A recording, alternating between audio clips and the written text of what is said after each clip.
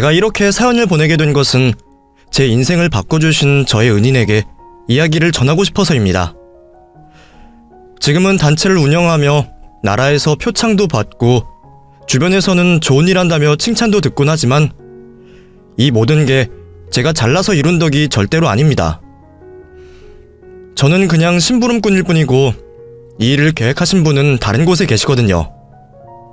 제 사연이 그분이 계시는 곳까지 닿을지 모르겠지만 부디 이렇게라도 제 마음을 전할 수 있기를 바라며 사연을 보내게 되었습니다. 남들에게 베풀며 살 수 있는 지금과 달리 예전에 저는 참 보잘것없고 초라한 인간이었습니다. 누구를 돕는다는 건 감히 말로도 할 수 없을 정도의 사정으로 오히려 제가 누군가에게 도움을 받는 처지였었죠. 기구한 제 사연을 조금이나마 설명하자면 저의 어릴 적 이야기부터 시작을 해야겠습니다. 제 입으로 얘기하기는 창피하고 씁쓸하지만 사실 저는 저를 낳아주신 부모님이 누구인지도 모르는 처지였습니다. 기억도 없는 어린 시절 어느 고아원 앞에 버려져 있었다더라고요. 버려졌을 당시 3살 정도로 보였다고 했으니 몇 년간 불린 이름이라도 있었을 텐데 저는 그마저도 없던 무명의 고아였습니다.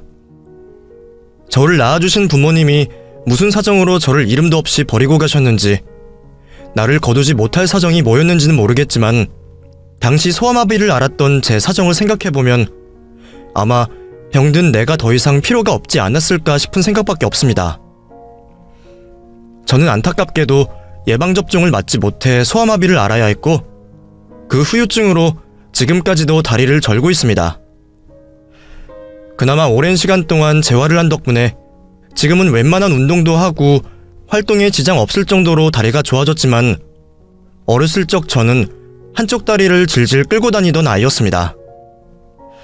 저보다 나이 있으신 분들은 반에 한둘 정도는 소아마비 환자들이 있을 정도로 예전에는 소아마비가 흔한 질병이었지만 60, 70년대부터는 백신 예방을 시작하여 소아마비 환자들이 많이 줄어들었다 들었습니다.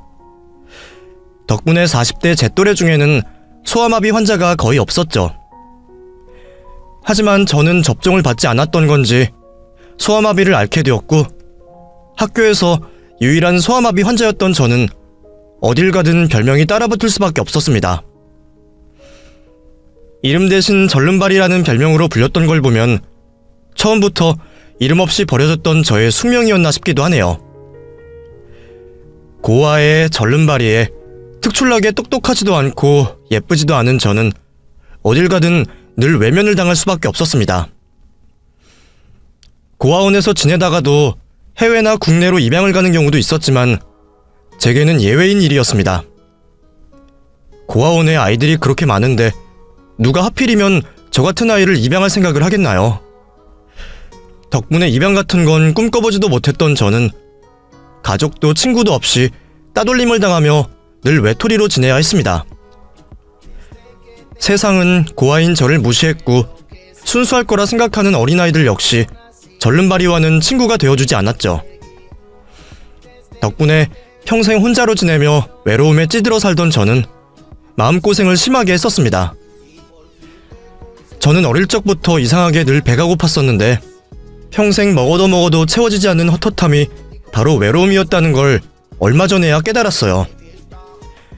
사람이 밥으로만 사는 게 아니라 마음이 채워져야 하는 건데 저는 마음을 나눠받을 사람이 없었으니까요. 그렇게 자라온 저는 나이를 먹으며 고아원마저 나와야 했고 그 후로는 완전히 혼자가 되어야 했습니다. 그나마 다행인 건지 당시에는 먹고 살기 바빠서 외로움을 느낄 겨를도 제대로 없었네요. 얼마 안 되는 자립금을 쥐고 사회로 내던져진 저는 그 후로 닥치는 대로 일을 하며 돈을 벌어야 했습니다. 남들처럼 돌아갈 집도 고향도 없던 탓에 앞으로는 정말 제 힘으로만 살아낼 수밖에 없었으니까요. 사회에서는 숨만 쉬어도 돈이 나가다 보니 아무것도 없던 저는 죽지 않고 살아남기 위해 일을 해야만 했습니다. 어린 나이에 남모를 고생을 하며 어려움도 많았지만 저는 차라리 일을 하는 게 낫다 싶었어요. 그나마 일을 할 때는 다른 사람들과 북적거리며 같이 있으니 그때만큼은 제가 아직 살아있다는 걸 느낄 수 있었거든요. 아마 많은 분들은 그 공허함을 잘 모르실 거라 생각합니다. 원래 사람을 뜻하는 한자가 두 명이 서로 기대어 있는 모습이라고 하잖아요. 그것만 봐도 사람이란 누군가와 함께 있어야 하는 존재인데, 사람이 너무 오래 혼자 있다 보면 가끔 내가 살아있는지 죽었는지 스스로 분간이 안 갈 때가 있습니다. 아무도 말 걸어주는 사람도 없고 제 안부를 물어줄 사람도 없다 보니 존재가 희미해질 수밖에 없거든요. 가끔씩 그런 기분을 느낄 때면 정말 견딜 수 없이 쓸쓸해지곤 했는데, 그나마 나가서 일을 하다 보면 내가 살아있다는 걸 느끼곤 했던 것 같습니다. 어쩌면 그래서 더더욱 쉬지 않고 일을 했는지도 모르겠습니다. 어차피 가족 하나 없는 저한테 휴일이나 휴가는 별 의미 없는 일정이었으니까요. 남들은 아무리 바쁘게 살아도 명절만큼은 챙기지만 저는 오히려 명절날 일을 하고 싶어 하던 사람이었습니다. 남들은 꺼려하는 날이다 보니 수당을 더 챙겨받을 수도 있었지만, 어차피 갈 곳도 없는데 집에서 혼자 있느니 밖에서 돈이라도 버는 게 좋았거든요. 가끔 운이 좋으면 회사에서 챙겨주는 명절 음식을 먹을 수도 있고 말이죠. 말하다 보니 괜히 불쌍하게 느껴지기는 하지만 그래도 그 덕에 돈을 모을 수는 있었습니다. 저 혼자 먹고 사는 인생이다 보니 어디 돈 쓸 일 없이 버는 대로 모을 수 있었거든요. 그래서 저는 얼마 안 되는 월급을 차곡차곡 쌓아갔습니다. 그렇다고 제가 뭐 대단한 목표가 있어서 돈을 모았던 건 아니었습니다. 그때 당시에는 제가 남들처럼 결혼하거나 아니면 장사라도 해봐야겠다 그런 꿈도 없었기 때문에 제가 대단하게 바라는 건 없었어요. 그냥 적당히 깔끔한 집 하나 얻고 싶다는 꿈이 있었죠.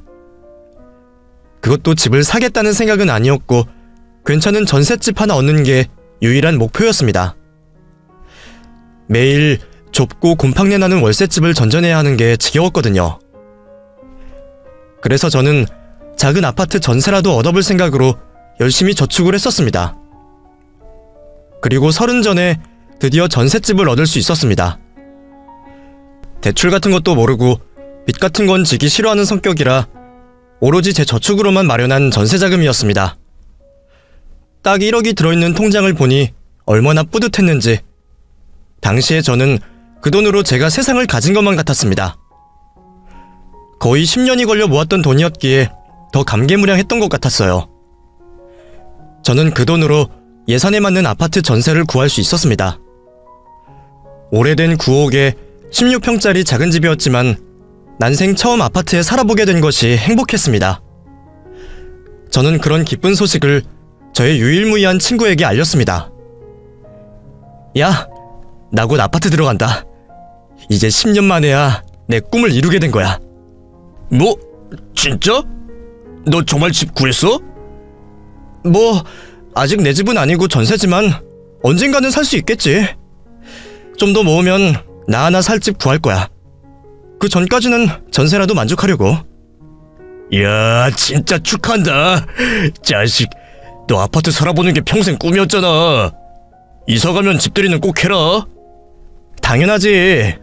어차피 부를 놈은 너밖에 없지만 내가 너 초대할게. 휴지 사들고 놀러와.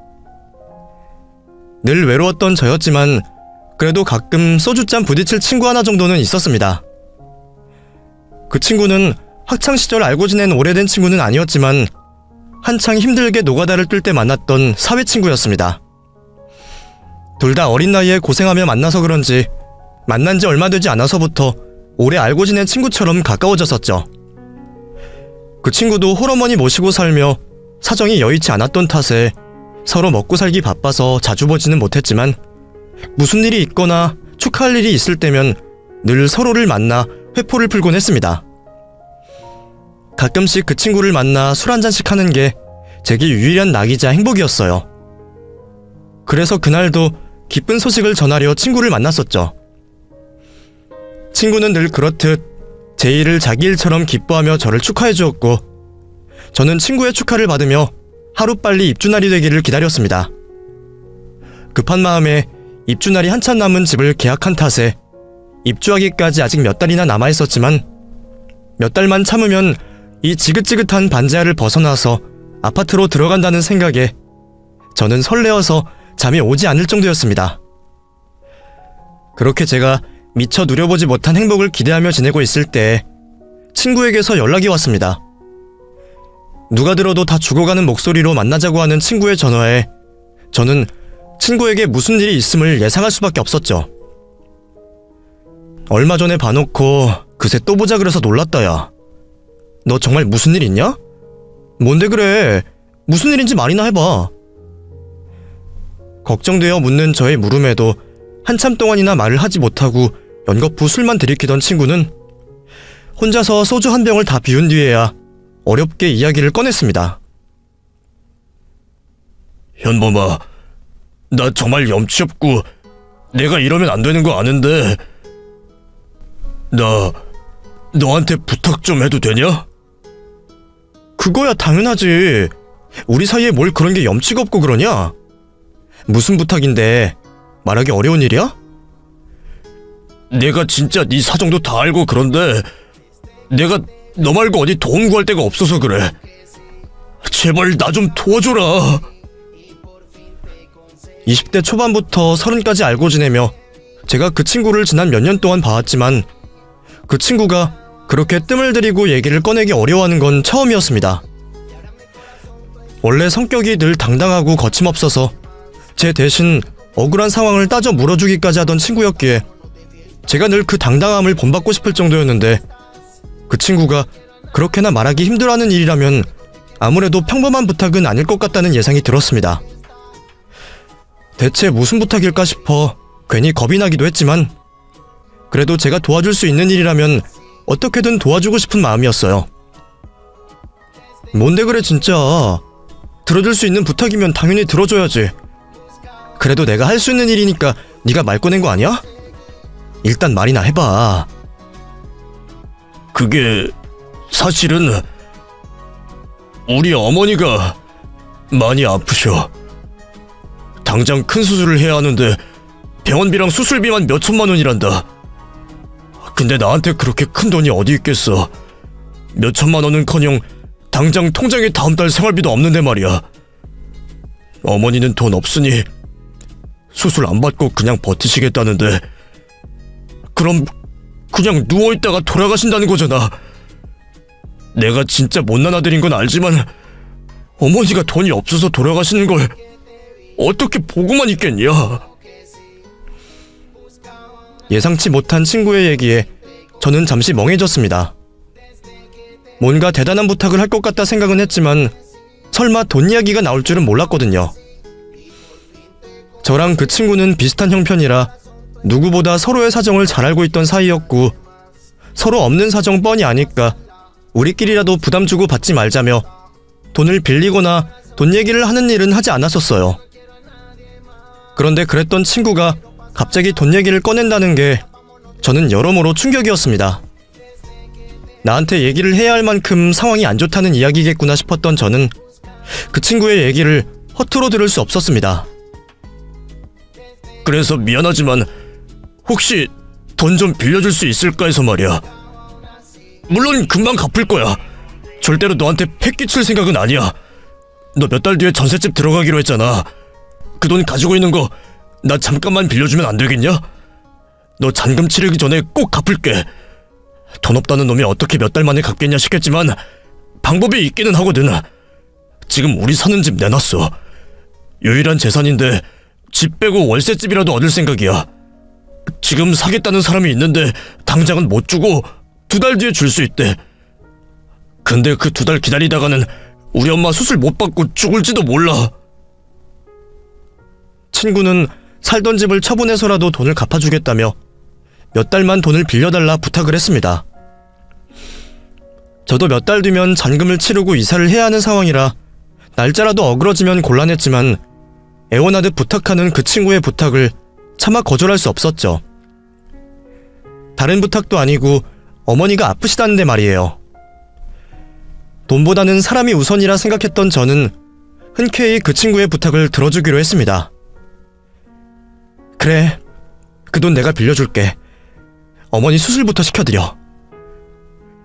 정말 고맙다, 현범아. 내가 금방 갚을 테니까 믿고 기다려줘.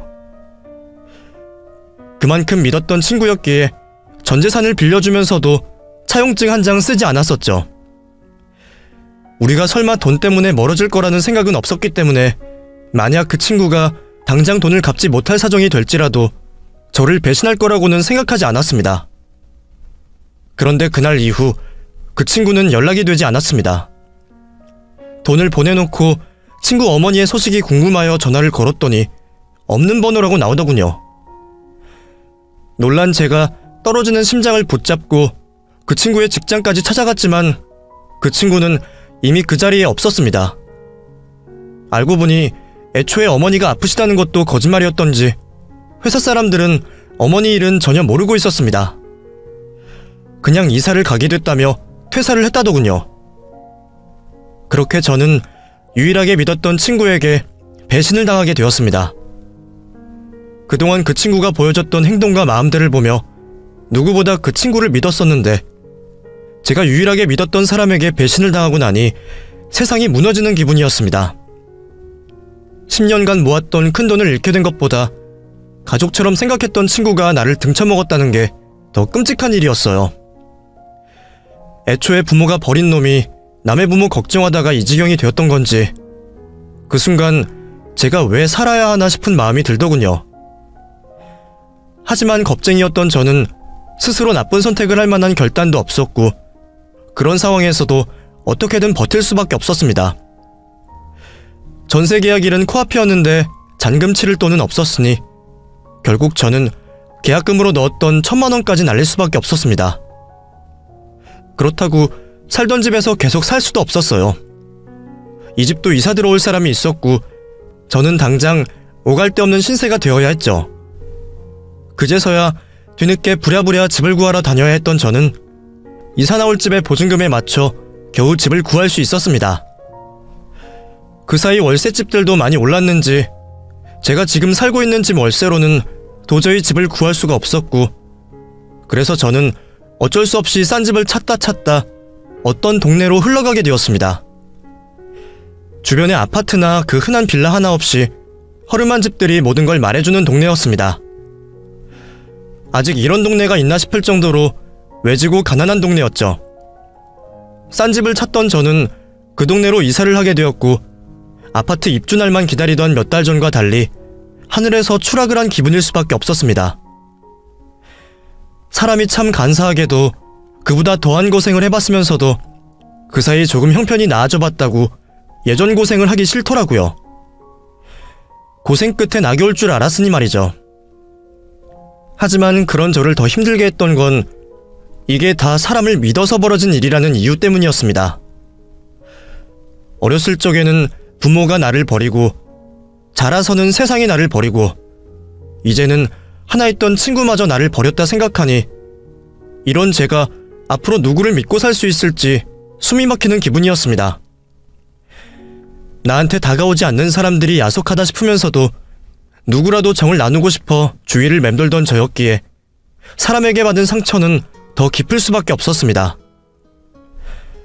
그렇게 아는 사람 하나 없는 외딴 동네로 이사를 가게 된 저는 또다시 좁은 골방에 갇혀 외톨이가 되어야 했습니다. 그런데 그 동네에서 제게 관심을 가져주시는 한 분이 계셨더군요. 제가 이사 들어가는 날 도와줄 게 없냐며 물으셨던 옆집 할머니가 계셨습니다. 자기 몸도 못 가누실 것 같은 분이 청소라도 도와주겠노라 하시는 말에 저는 대충 거절 의사를 표현했어요. 이사 오는 거예요? 그 집에 오랫동안 사람이 안 살았는데 집 상태가 괜찮으려나 모르겠네. 보니까 급하게 이사 오는 것 같은데 내가 청소라도 같이 도와줄까? 예? 할머님이요? 됐어요. 그냥 제가 알아서 할게요. 평소였다면 괜찮지만 신경 써주셔서 감사하다 인사 정도는 했을 텐데 그때는 가뜩이나 배신당해 날이 서 있던 탓에 그런 관심도 전부 귀찮고 짜증스럽게만 느껴졌었습니다. 짜증스러운 저의 반응에 옆집 할머니는 저를 물끄러미 보시다가 다시 집 안으로 들어가셨고 저는 기분이 상하셨을 그 할머님과 다시 얘기를 나눌 날이 없을 거라 생각했습니다. 그때는 누구를 알고 지낼 생각도 없었으니까요. 다행히 이사는 무사히 마쳤지만 전 재산을 도둑맞은 여파는 꽤 오래 갈 수밖에 없었습니다. 속에 천불이 날 것처럼 부글거리는 탓에 제대로 일을 나갈 수도 없었어요. 일도 손에 잡히지 않고 밥도 넘어가지 않으니 어쩔 수 없이 저는 회사에 사정을 말하고 그동안 쓰지 않던 휴가를 몰아쓰게 되었습니다. 그리고 집안에서 두문불출하고 있었죠. 속이 답답해서 그런지 소화도 안 되는 것 같고 입맛은 당연히 없어서 밥도 제대로 안 챙기고 멍하니 시간을 보내고 있었습니다. 그 사이 몇 번 그놈을 찾아다녀 보기도 했지만 어디로 사라진 건지 찾을 수도 없었어요. 작정하고 도망간 놈을 어떻게 찾나 싶어 그냥 없던 셈 치료했지만 그게 쉽지도 않았었죠. 그러던 어느 날 빈속에 술이라도 들이부으려고 슈퍼에 다녀오려는데 이삿날 배웠던 옆집 할머님이 집안에 들어가지 못하시고 한참 서성이시더라고요. 무슨 일이 있으면 말이라도 거시려나 했는데 저를 보고도 아무 말씀이 없으시길래 저는 그냥 슈퍼를 다녀왔죠. 그러는 사이에도 할머님은 여전히 대문 앞에 서 계셨습니다. 분명 곤란한 일이 있으신 것 같았지만 내가 뭔 상관이냐 싶어 무시하고 집에 들어가려고 했는데 추운 날씨 때문에 할머니를 무시하지 못하겠는 겁니다. 결국 저는 다시 걸음을 돌려 옆집으로 향했고 할머님에게 여쭤봤어요. 어르신, 무슨 일 있으세요? 왜 집에 안 들어가시고 계속 서 계세요? 그게 내가 잠깐 나온 사이에 대문이 닫혀버렸는데 열쇠를 안 가지고 나와서 말이야. 집에 아무도 없어요? 식구들은 언제 오시는데요? 나 혼자 살아. 올 사람 아무도 없어. 열쇠가 없으면 식구들 올 때까지 기다리셔라 퉁명스럽게 말하려던 저는 혼자 사신다는 할머니의 말에 결국 남의 집 대문을 넘어갈 수밖에 없었습니다. 아이, 고마워. 덕분에 살았네. 다음부터는 잠깐 나오실 때라도 열쇠 꼭 챙기세요. 혼자 사시면 더 조심하셔야죠. 그래야지. 고마워, 총각. 혹시 밥 안 먹었으면 밥이라도 먹고 갈래? 이제 곧 저녁이잖아. 됐어요. 할머니 많이 드세요. 그러지 말고 밥 먹고 가. 내가 열쇠값 대신 치르고 싶어서 그래. 그러다 저는 얼떨결에 잘 알지도 못하는 옆집 할머니 집에서 밥을 얻어먹게 되었습니다. 술 사러 나왔다가 이래도 되나 싶었지만 제 소매를 잡아끄는 할머니의 눈빛을 차마 거절할 수 없었어요. 그러고 보니 밥을 제대로 먹은 게 얼마나 지났나 기억도 나지 않던 탓에 저도 오랜만에 한 끼를 때워야겠다 싶었습니다. 그렇게 옆집으로 들어간 저는 할머니 집에서 저녁상을 받았습니다. 식탁을 보니 먹다 남은 누룽지가 있는 게 보이던데 저한테 해주신다고 급하게 새밥을 지으시더라고요. 그리고는 찬장 깊숙이서 꽁치도 하나 꺼내서 찌개를 끓이시고 뚝딱 한 상을 차려주셨습니다. 아마 혼자셨다면 할머님도 다 식은 누룽지를 드셨겠다 싶었죠. 저 때문에 일부러 새밥까지 지으신 할머님의 마음이 감사했던 저는 차려주신 밥상을 감사히 먹었습니다. 밥 더 있으니까 먹고 더 먹어. 한창 튼튼할 나이에 너무 말랐는데 밥은 잘 챙겨 먹고 사는 거야? 그냥 뭐 대충 먹죠. 혼자 사니까. 혼자 산다고 대충 먹으면 안 돼. 한국 사람들은 밥심으로 사는 건데. 할머니도 누룽지 드신 것 같은데요, 뭘. 아이 참, 그런 건 또 언제 봤대?